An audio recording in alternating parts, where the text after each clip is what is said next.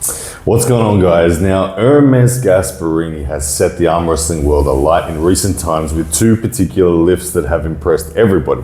The first being his 52 kilos for 19 reps of wrist riser, which is out of this world. And then just recently, a 93 kilo bicep back pressure via the cable lift, which is the strongest back pressure lift we've seen in arm wrestling ever. Now, many people, myself included, have identified how big of a threat this is to Levan Saginashvili and how significant this potentially is for the upcoming supermatch, which I believe happens in June this year.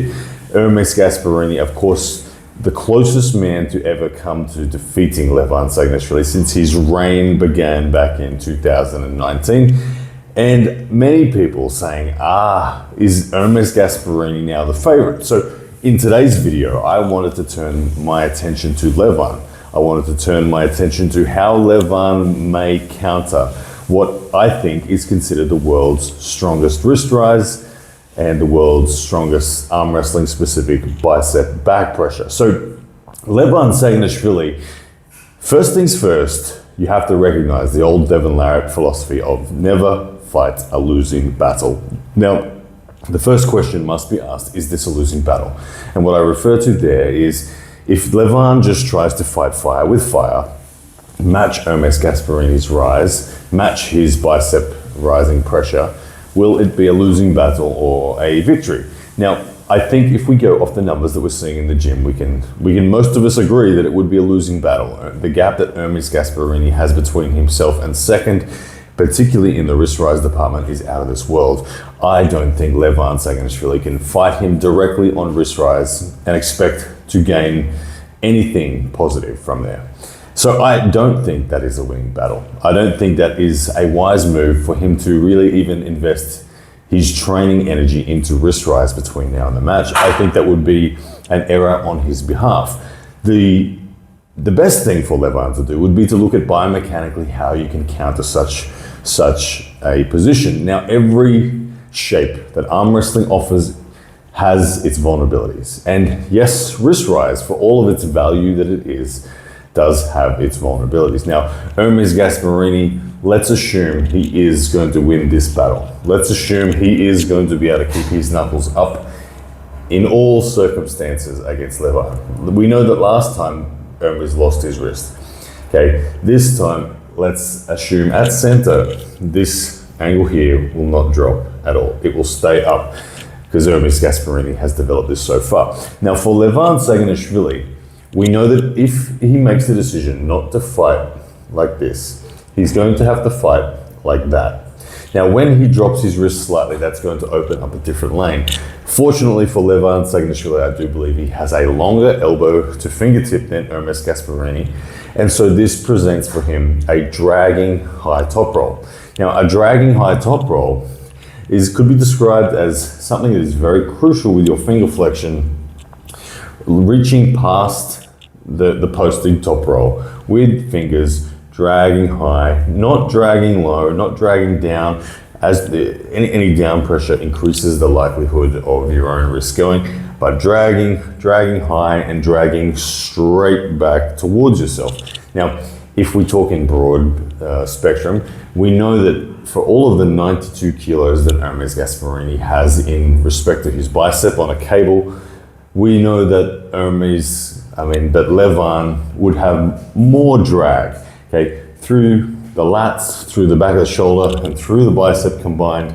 I can guarantee you that the drag is stronger than a bicep curl, even in the circumstances of Ermes Gasparini having a 93 kilo bicep curl in that range. I assure you, Levan's rear delts, lats, and static bicep will be able to drag more than 92. Now, in order for this drag to be effective, the most crucial battle is in Levan's fingers. If Levan's fingers can hold 93 or more kilos without opening at all, then he's going to open up Ermes Gasparini. Now, when he opens up Ermes Gasparini, the natural shape that will happen will be that Ermes Gasparini will lean to the right. He will lean to the right towards his defense.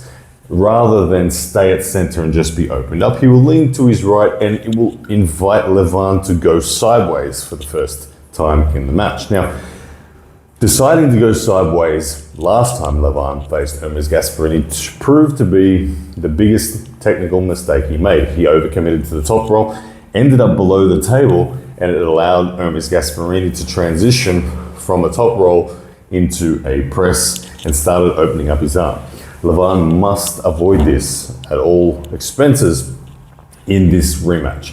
Now for Levan to do that, when he drags, let's assume he does drag with a high top roll, Ermes open. And Ermes leans over to the right and maintains the tightest posting top roll that he possibly can.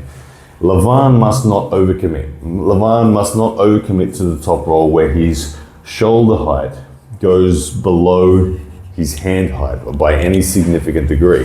Last time we saw his shoulder height go down to the level of the table where his hand was left up in the top and Ermes chipped through. What Levan will achieve if he keeps his shoulder height at the same height as his hand is he will be in a position where he is able to maintain a very strong static presence. He will have significant side pressure block on himself, and he will also have the ability to rise and supinate and regrip and roll. Now, as Ermes Gasparini gets a stop, if Ermes starts to go sideways, it can be blocked with supination, and like I said, ultimately Ermes' hand can be taken further, which gives access to a nice clean press. Now, the other side of the spectrum is Levan loses his wrist. As he decides to go sideways, there is always the very big and real risk that his hand flattens out. Ermes wants that. He's hunting that more than anything. So if Levan goes sideways and his wrist starts to bounce like that, if he is overcommitted and underneath the table with his own shoulder, the victory will go to Ermes Gasparini. But if Levan keeps his shoulder height at the same as his hand, as that happens, he will have full access to a committed flop press, which is far greater than being in a position where you're below the table and no shoulder commitment is possible. Will the flop press be enough to defeat Ermes Gasparini? We can't be sure on that. Ermes will say he's never been pressed in his life, but this is Levan Saginashvili we're talking about. And I would have to say that being in that position to flop press is far better than being under the table and having Ermes Gasparini chip through.